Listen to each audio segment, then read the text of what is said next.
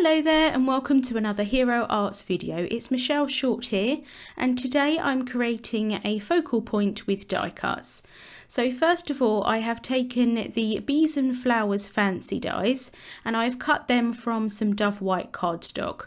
I have cut the largest flower in the set twice and then also one of the bees. And I'm going to add some colour onto them with Copic markers.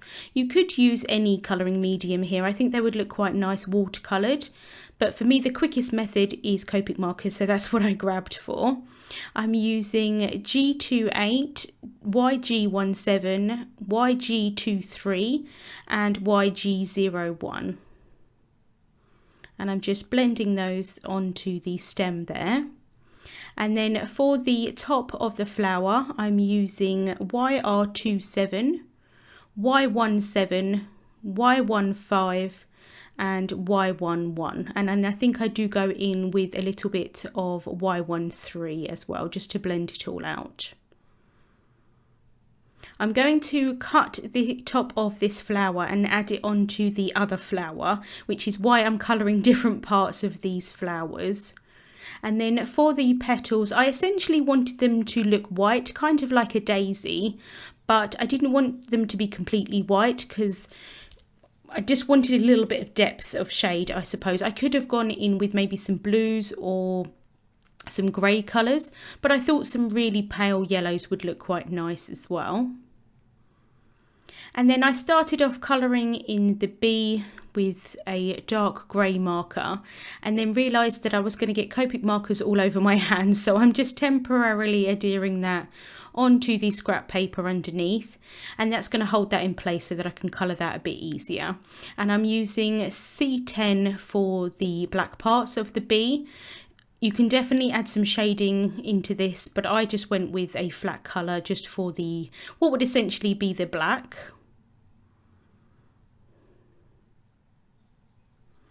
And then for the yellows, I'm going in with the Y17, Y15 and Y11. And just blending those all together, making it to be a little bit lighter towards the top part of the bee's body.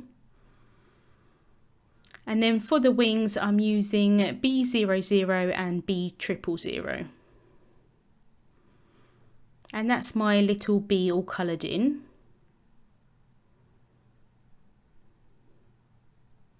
Next, I'm going to cut the stem off of this flower so that I can add it on top of the one with the stem that I've already coloured in. There is an indentation at the bottom of the petal, so it's quite easy just to cut that off. And then I can add some precision glue to the back of the piece that I coloured in and place that over the top. I thought it would look quite nice with the added dimension, but you could definitely just do this all as one layer. So just taking my time here just to line those up, make sure that they're completely aligned.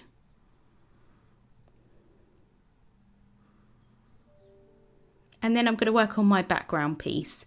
So I have the Hexagon Infinity dies here, and I have cut 3 of the smaller sizes from some Dove White cardstock.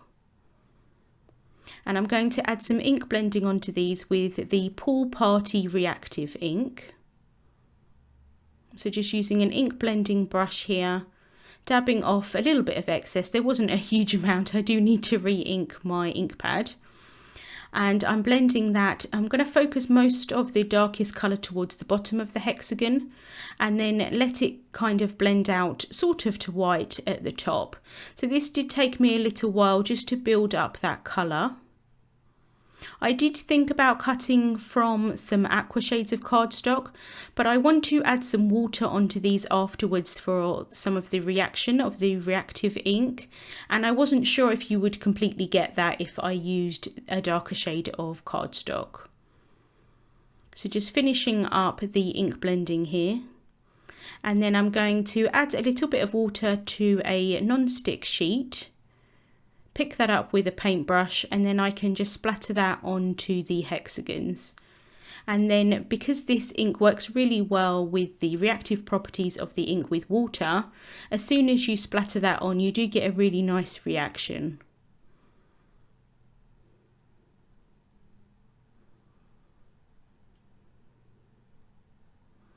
And then once I've added the splatter on top, I am going to let that sit to dry. I didn't add a huge amount of water, so it didn't take too long for these little hexagons to dry.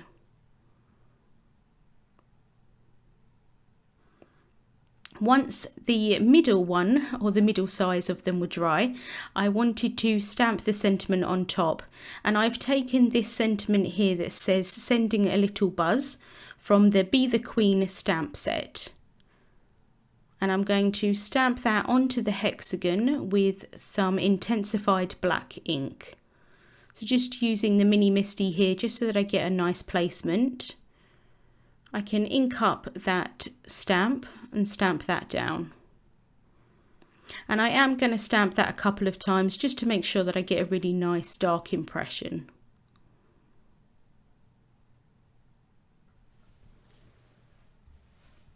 Next, I'm working out where I want the hexagons to be onto a top folding Dove White card base, and I'm adding some adhesive onto the back of the hexagons, and then I can press them down onto the card base. Just making sure that it's in the right place, and then I can push down. And then I'm just going to do the same thing for the other two hexagons.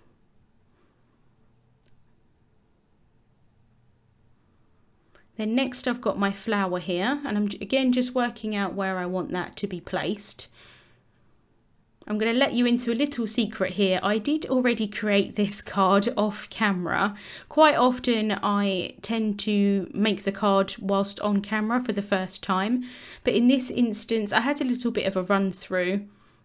And so I'm actually recreating the card that I'd already made.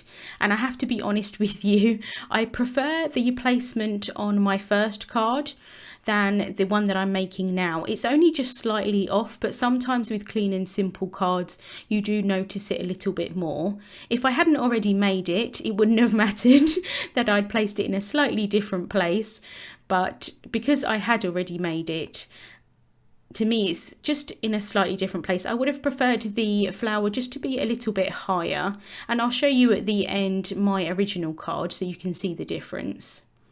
But I've added some precision glue onto the back of that flower, and I'm just pressing that down in place.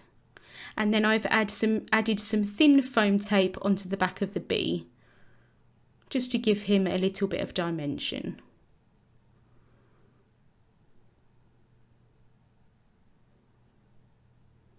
Just making sure where I want him to be, and then I can press him down.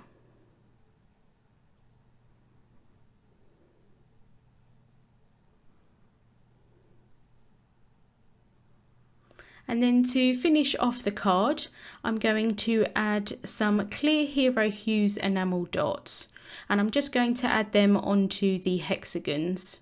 And I thought the clear ones would work really nicely with the splatters that are already on that ink blending.